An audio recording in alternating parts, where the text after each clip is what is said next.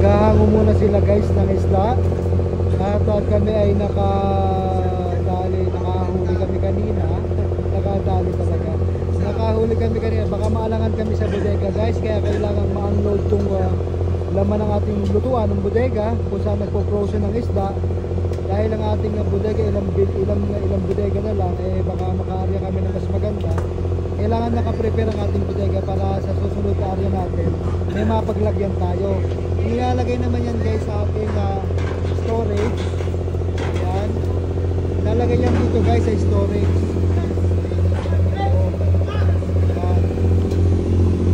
Ilipat yan dyan guys.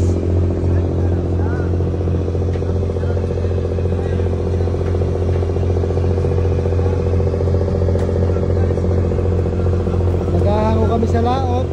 Naghahango rin kami sa tabi guys. Nasa laot kami ngayon guys, kadikit namin si Victor 19 lifeboat natin. So piniprepare lang namin guys yung aming bodega para kung sakaling makarya kami, mapapaglagyan na kami ng isda namin aming huhulihin. So ganun guys dito, kailangan pag naluto, na frozen ng isda, yan ay ita-transfer sa storage para mas malaki ang capacity ng ating barko. Si mga isda lamang po, magandang umaga.